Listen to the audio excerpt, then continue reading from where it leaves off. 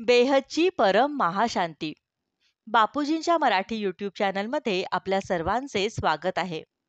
श्रोते हो, सैतान किंवा इल्युमिनाटी हे शब्द आजकाल आपल्या कानावर सर्रास पडतात. त्याशिवाय हॉरर मूव्हीज बद्दलची कुतूहल आपल्या मनात नेहमीच असते. पण ह्या सर्वांचा आपल्या आत्म्यावर काय परिणाम होता याची एक चर्चा अनंत भैया आणि बापूजी यांच्यामध्ये झाली होती. चला तर मग ऐकूयात. अनंत भैया म्हणतात, परमशांती बापूजी.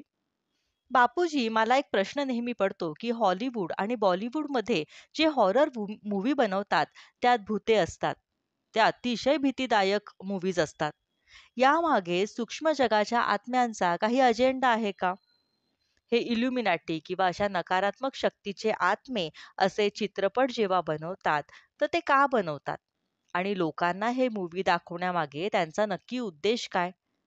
हे मूव्ही बघितल्यानंतर साहजिकच लोकांना भीती वाटेल.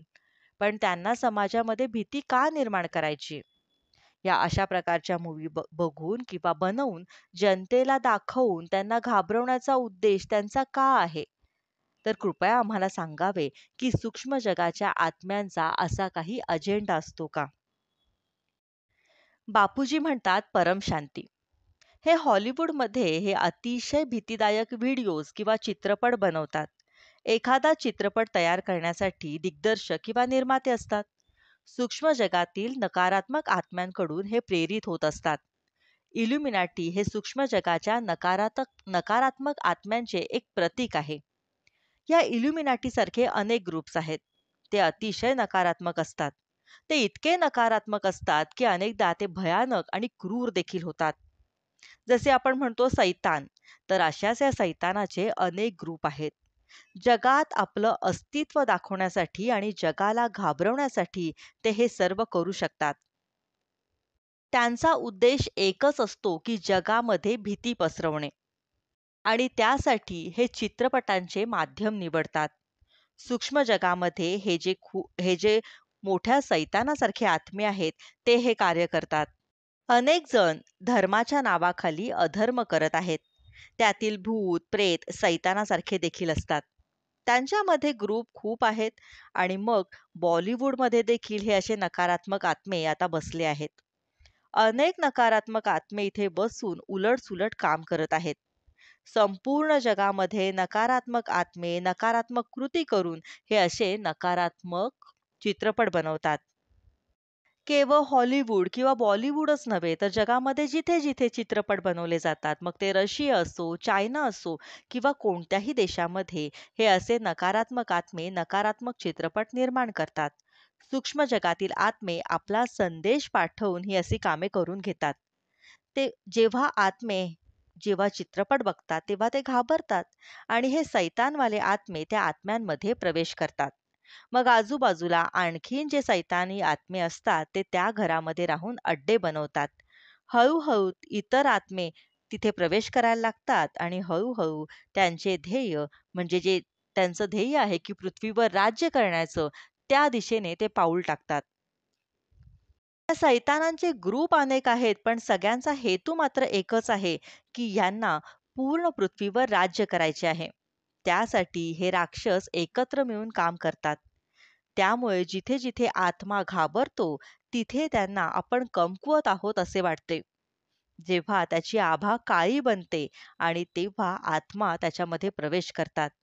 मग त्यांनी त्यांच्या घरात तळ किंवा अड्डा बनवतात. मग हळू असे अनेक सैतानी आत्मे हळू तिथे पाय रोवून मोठे अड्डे बनवतात आणि मग त्यात आपलं काम करून घेतात. ते लोकांना नकारात्मक बनवतात. ते त्यांना नकारात्मक बनवतात म्हणजे सैतानांचा स्वभाव नकारात्मक असतो. त्यामुळे चुकीच्या गोष्टी आणि नकारात्मक कृती कार्य करवून घेतात. ती ही सर्व कार्य करवून घेतात, ज्यामुळे अजून नकारात्मकता पसरेल. आणि त्यासाठी ते काय करतात? तर अशा लोकांना धन पुरवतात, व्यवसाय देतात, मान-सन्मान मिळवून देतात. त्यांना नोकरी देऊन उच्च पदे देखील देतात. अशा राजकारणातही त्यांना मोठमोठी पदे देतात. जिथे त्यांचा अड्डा असतो, तिथे त्यांना खूप मोठी पदे मिळतात. त्यामुळे हळू सैतानाची उपासना करणाऱ्याला सैतानाचे सामर्थ्य प्राप्त होते आता पृथ्वीवर सगळीकडे सैतानांचे खूप अड्डे बनले आहेत. हळूहळू सैतानांची संख्या इतकी वाढली आहे, कारण वरील सूक्ष्म वतनामध्ये देखील अनेक सैतान राहतात. शेवटी सैतानाचं थर्ड वर्ल्ड वॉर सुद्धा करायला लावणार आहेत. हे जे तिसरे महायुद्ध करणारे आत्मे आहेत, परमाणु बॉम्बची निर्मिती करून ही अशी विनाशाची साधने देखील या सैतानांनीच बनवली आहे.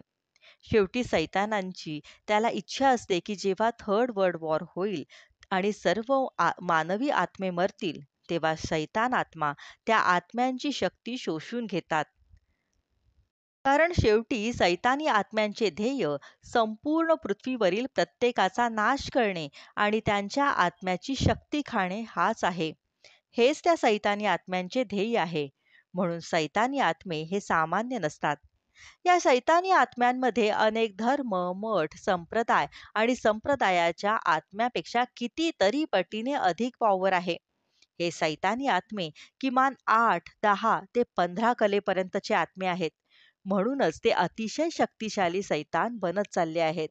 सूक्ष्म जगतामध्ये त्यांचा आधार, अड्डा हा देखील अतिशय शक्तिशाली आहे. ते अनेक एलियन्स सुद्धा त्यांच्यापेक्षा कधी-कधी कमकुवत होतात. कारण काही एलियन्स हे फक्त 4 ते 5 कलेची पॉवर असलेले आहेत. यांच्यामध्ये कधी-कधी काही लोकांमध्ये 12 ते 15 कलेची पॉवर असते. अशा बलवान एलियन्सला हे सैतानी आत्मे घाबरतात. परंतु जर सैतानी आत्मे जास्त बलवान असतील तर हे एलियन्सही त्यांना घाबरतात. त्यांना माहीत असते की सैतान एलियन्सला देखील घाबरवू शकतात. त्यांच्यासाठी हे असे कमी पॉवरचे एलियन्स हे कमजोर आणि कमकुवत असतात. अनेक शक्तिशाली एलियन्स इतर युनिव्हर्स, ग्रेट युनिव्हर्स किंवा ग्रेट ग्रेट युनिव्हर्स मधून येतात. ते 16 ते 20 कलेच्या वरती असतात. काही 20 ते 25 कलेचे असतात, तर काही 25, 30 किंवा 40 कलेचे एलियन्स असतात. ते मात्र अशा सैतानांना घाबरत नाहीत, कारण ते जास्त शक्तिशाली असतात. शैतानी आत्मे जास्तीत जास्त 12, 13 ते 15 कलेपर्यंतचे आहेत. सैतानी आत्मे त्यांना सर्व प्रकारची काम, धंदा, नोकरशाही पुरवते आणि जगामध्ये प्रगतीही करायला देते. मग शेवटी हे असे आत्मे मरतात आणि म्हणून त्यांना आपल्या गटात सहभागी करून घेऊन हे सैतानी गोष्टी करायला लावतात. त्यामुळे हल्ली सैतानी शक्ती खूप प्रबळ आहे आणि त्यांचा पॉलिटिकल अजेंडाही खूप असतो. जगभरातील सर्व शैतानी आत्म्यांना हिंदू धर्माचा नाश करायचा आहे. दुनियेतील सर्व सैतानी, नास्तिक आत्मे, मुस्लिमांचे आत्मे, ख्रिश्चनांचे आत्मे अनेक आहेत. जगभरातील सर्व शक्ती, नकारात्मक शक्ती ह्यावेळी हिंदू धर्माचा नाश करण्यासाठी राजकारणात मोदींच्या देखील मागे लागले होते. हे सर्व असे राजकारणासाठी काम करतात. जसे अमेरिकेच्या राष्ट्राध्यक्षांसारखे. ते त्यांची निवड करून घेतात आणि त्यांच्या इच्छेनुसार ते त्यांना मारतात. त्यांना आता आजूबाजूच्या विनाशाची दृश्य पाहायची असतात. थर्ड वर्ल्ड वॉर घडवून संपूर्ण जगाचा नाश करणे आणि त्यांच्या आत्म्याची शक्ती शोषून घेणे आता हेच त्यांचे ध्येय आहे. हेच सर्व शैतानांचे ध्येय आहे. जगातील अनेक शैतानांचे समूह सूक्ष्म जगामध्ये आहे. त्या सर्व गटांना एकच गोष्टी हवी आहे: विनाश, विनाश आणि विनाश. अनंत कोटी ब्रह्मांडातही असे सैतानी आत्मे अस्तित्वात आहेत. अनंत कोटी ब्रह्मांडामध्ये ते फिरत असतात. जिथे त्यांना वाटेल की इथे आपण आपले साम्राज्य निर्माण करू शकतो, तिथे त्यांनी त्या ब्रह्मांडामध्ये आपला अड्डा उभा केला जातो. त्यामुळे जितकी ब्रह्मांडे आहेत तितकीच अनंत कोटी ब्रह्मांडांमध्ये, गॅलेक्सीमध्ये ते फिरत असतात. त्यामुळे प्रत्येक गॅलेक्सीमध्ये जसे पॉझिटिव्ह आत्मे आहेत, तसे निगेटिव्ह आत्मेही आपल्याला सापडतीलच. जसे देवता आहेत, तसे असुरही आहेत.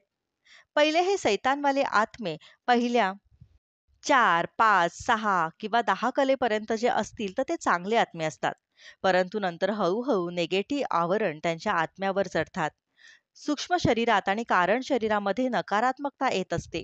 त्यांचे मन, बुद्धी आणि संस्कार नकारात्मक होतात. मग हे शैतान बनतात. हळूहळू ते शैतान बनून इतके नकारात्मक शैतान होतात की जणू माणूस माणसालाच खातो, त्याप्रमाणे हा आत्मा आत्म्यालाच खातो आणि आत्म्याची पॉवर शोषून घेतो. ड्रामा प्लॅननुसार आता ती वेळ येत आहे. पृथ्वीवरील वरच्या लोकांनी आणि छोटूराम बापूजींनी तयार केलेल्या ड्रामा प्लॅननुसार परदेशामध्ये थर्ड वर्ल्ड वॉर होऊन रातोरात सर्व काही उद्ध्वस्त होईल.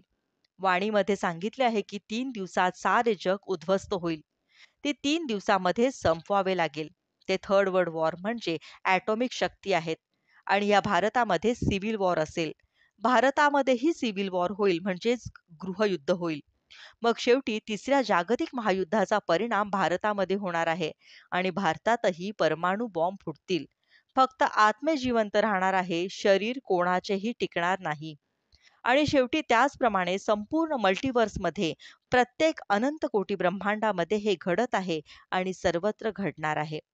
इथे आत्मा वाचवण्याचा विषय आहे. कोणाचेही स्थूल शरीर जिवंत राहणार नाही. अनंत कोटी ब्रह्मांडात संपूर्ण मल्टिवर्समध्ये जिथे स्थूल वस्तू आहेत, तिथे शेवटी महाकाल प्रलयामध्ये महाकाल अग्नी लागेल. त्यामुळे 100 कलेची महाकाल अग्नी जेव्हा लागेल, तेव्हा जड वस्तू ह्या जळून खाकच होतील.